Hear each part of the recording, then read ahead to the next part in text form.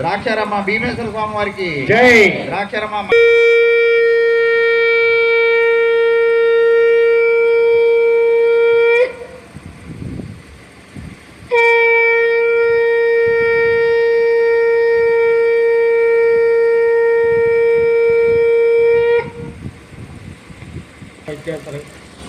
అనాదినాథ సర్వశుభంకర బోలాశంకర సదాశివ స్వామి. దక్షయజ్ఞం సర్వనాశనం అయిపోయింది. దక్షుడు సంహరింపబడ్డాడు. నువ్వు శాంతించాలి పరమేశ్వర, నువ్వు శాంతించాలి. ఎన్నో రకాలుగా ప్రార్థించేసరికి అంతటి కోపాన్ని కూడా దిగమింగుకుని యజ్ఞం మధ్యలో ఆగిపోతే లోకాలకు మంచిది కాదు కనుక మళ్ళీ దక్ష యజ్ఞ వాటిక దగ్గరకు వచ్చి దక్షుడికి ఒక మేక తలకాయ తీసుకొచ్చి అతికించి బ్రతికించాడు.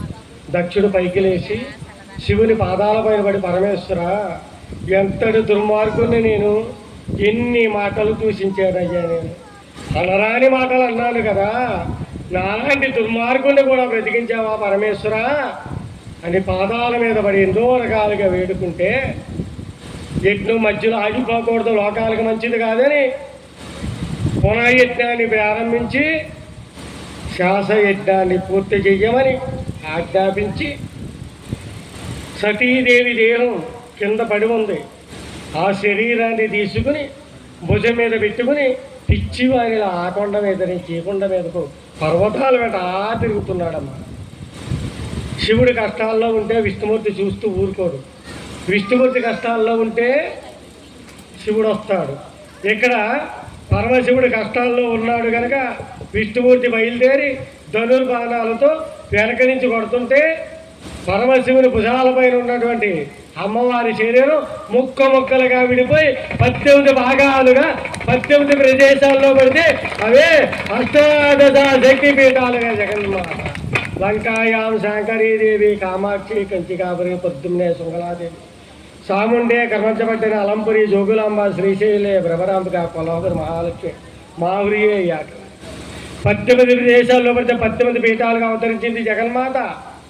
అందులో చిన్న భాగం ఏదైనా మాధవపట్నంలో జగన్మాత ప్రశాంతాశ్రమ తలలో పడిందేమో త్రిశక్తి పీఠం జగన్మాత అక్కడ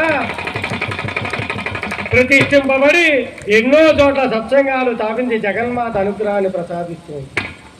కొన్ని పురాణాలు 108 కాదమ్మా 1008 అంటున్నాయి.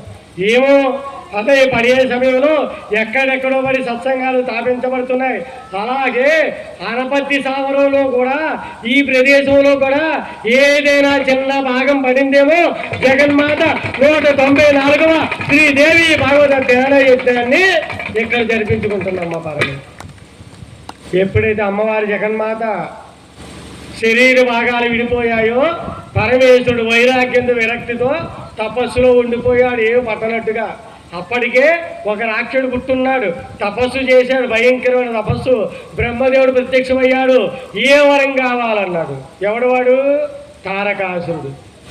ఏ వరం కావాలన్నాడు. చావు లేకుండా వరం కుదరదన్నాడు బ్రహ్మదేవుడు. అయితే శివుడికి పుట్టినటువంటి కుమారుడి చేతిలోనే నాకు చావు రావాలి తప్ప మరెవరి వల్ల మరణం ఉండకూడదని కోరుకున్నాడు. ఎందుకని? అమ్మవారు లేదు, శివుడు తపస్సులో ఉన్నాడు, వాళ్ళకి ఎలాగ పిల్లలు పుట్టరు అంటే నాకు చావు లేదని ఆలోచించి అటువంటి వరాన్ని కోరుకున్నాడు. తదాస్తు అన్నాడు బ్రహ్మదేవుడు. ఇక చూసుకోండి, వరబలంతో విర్రవీగిపోయి అన్ని రకాలుగా బాధలు పెడుతున్నాడు అందరినీ కూడా. వాడి బాధలు తట్టుకోలేక మళ్ళీ అమ్మా శరణమ్మ అని ప్రార్థిస్తే అమ్మవారి ప్రత్యక్షమై హిమవంతా నీకు కుమార్తెగా పడతానమ్మా పార్వతీదేవిగా అని అనుగ్రహించింది జగన్మాత. రేపటి రోజు అమ్మవారు విశ్వరూపాన్ని చూపిస్తుందమ్మా.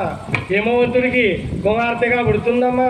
వాళ్ళిద్దరికి కుమారస్వామి పుట్టాలి, తారకాసుని సంహరించాలి. తరువాత అమ్మ రాక్షస సంహారం రేపమ్మ. ఐగిరి నందిని నందితవేది విశ్వ వినోది నందినుదే గిరివర వింధ్య శిరోది నివాస విష్ణు విలాసి జిష్ణునుదే భగవతి శటి కంఠ కుటుంబి భూరి కుటుంబి భూరి కృతే జయ జయ.